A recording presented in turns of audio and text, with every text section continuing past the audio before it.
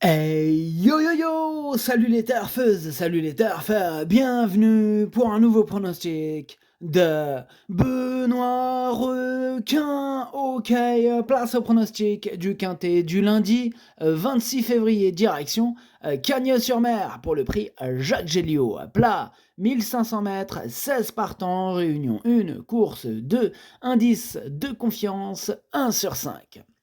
Petit retour sur le quintet du dimanche 25 février. Dans mon pronostic, je vous ai donné le tiercé, le quartet, le quintet, bref, la totale. Ça fait plaisir, il y a des résultats. On continue comme ça. Ok, c'est parti, on commence le pronostic et on commence avec le numéro 1, Amedras, et on écoute l'entraîneur Christophe Escuder. Amedras s'est remarquablement comporté dernièrement, prouvant à cette occasion qu'il pouvait remporter un quintet de la sorte. Les dernières pluies ne seront que pour l'avantager. Si le parcours se déroule normalement, il devrait pouvoir lutter pour les premières places. Mais il est super chaud, Christophe Escuder, avec son numéro 1, Amedras. D'ailleurs, moi aussi, je suis super chaud avec ce numéro 1, je l'ai mis en tête.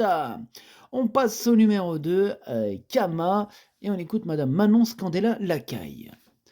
Kama nous a bien rassurés dernièrement, toutefois, elle va devoir composer avec un poids revu à la hausse et le 16 dans les stalles. On se retrouve quasiment à poids égal avec Amedras qui est mieux placé à la corde. Elle va bien courir, mais tout va être une question de parcours ou de défaillance de certains. Elle a aussi dû aller aux ventes, mais on a réussi à lui donner de la fraîcheur.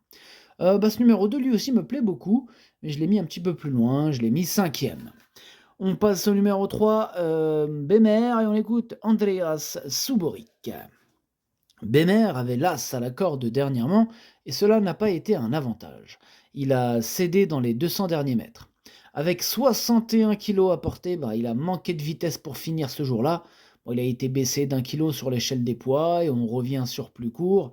J'espère qu'il courra mieux que la fois précédente.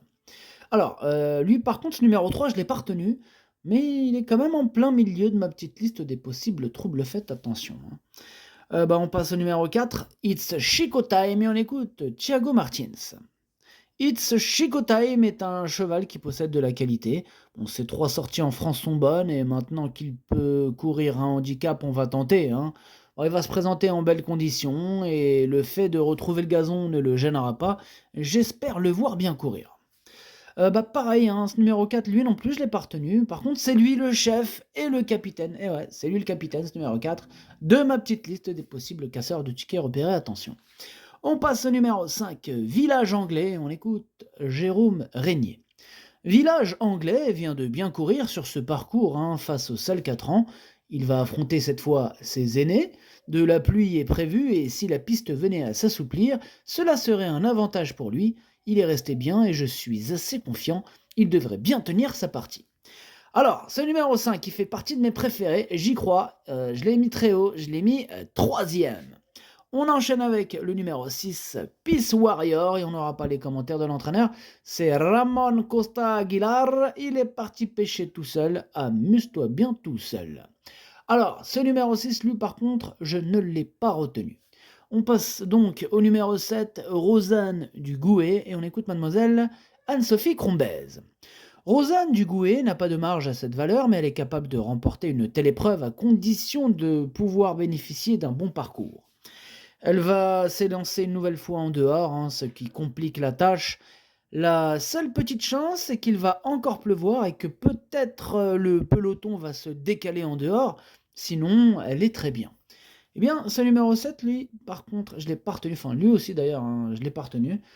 C'est un regret, c'est mon 2e cheval de complément en cas de non partant, attention. On passe au numéro 8, Passalito, et on écoute Madame Sandrine Gavilan. Passalito nous a fait plaisir en renouant avec la victoire dernièrement à Pau. Il est resté en bonne forme et le gazon ne le dérangera pas.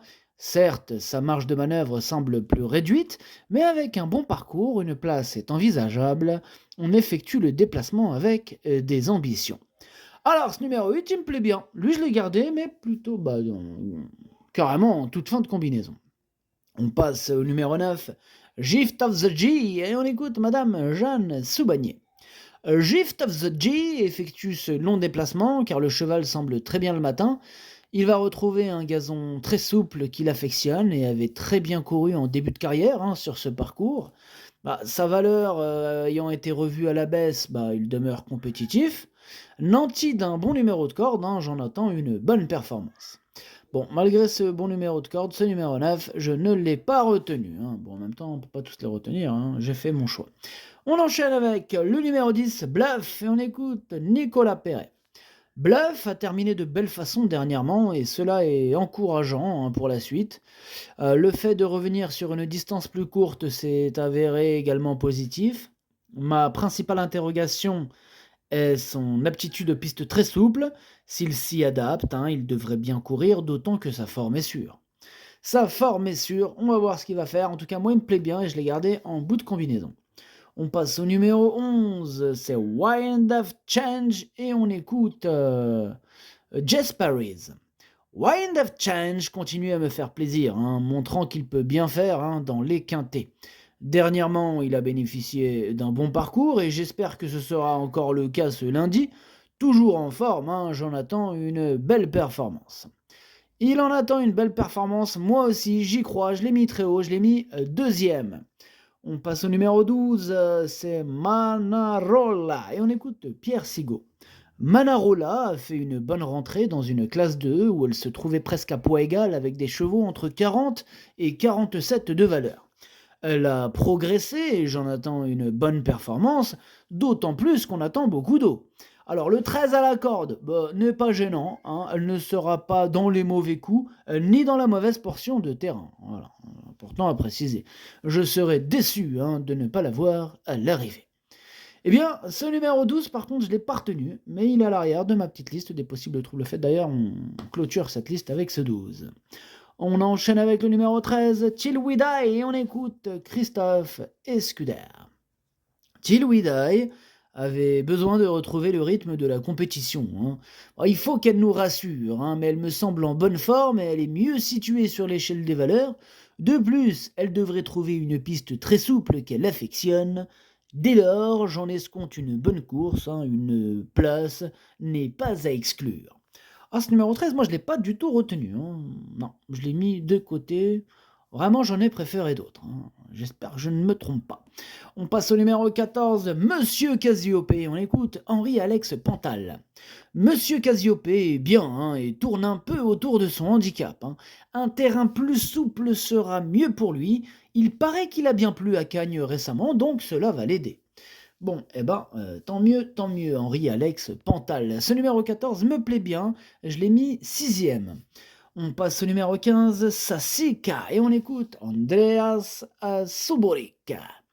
Sassica s'est bien comporté la dernière fois, malgré le 16 dans les stalles, réalisant une belle ligne droite. Cette fois, elle est bien mieux placée à la corde et je suis confiant, elle devrait être capable de terminer sur le podium. Ouais, il est chaud, Andreas Suborik. En tout cas, ce numéro 15, je l'ai gardé très haut, enfin assez haut. Il me plaît beaucoup, j'y crois. Attention, il peut en faire souffrir plus d'un sur sa route, mon copain. Ce numéro 15, moi, je l'ai mis 4e. Et on termine avec le numéro 16, Rising Up. Et on écoute Bernard Goudot. Rising Up a bien tenu sa partie la dernière fois. Je ne l'avais pas muni d'un bonnet qu'il avait souvent porté, il s'est bien comporté. Lundi, il monte de catégorie, mais il mettra à profit son petit poids. Il est resté en belle condition et détient des performances en terrain assoupli. J'espère le voir bien courir. Ce numéro 16, c'est vraiment un gros regret. C'est mon gros regret. C'est lui mon cheval de complément. Attention, il peut casser du ticket celui-là. Attention à ce numéro 16. Comme je vous l'ai dit, j'ai dû faire un difficile choix. Voilà, c'est lui mon gros regret, ce numéro 16. Attention, possible cassage en vue. Le pronostic, ça donne As, 11, 5, 15, 2, 14, 10, 8. Merci d'avoir suivi cette vidéo. N'hésitez pas à mettre un pouce bleu si la vidéo vous a plu. Pour accéder à tous mes tickets pour la course du Quintet, rendez-vous directement en description de la vidéo. À jouer avec modération. Bonne chance. Chopez-le moi. Ciao.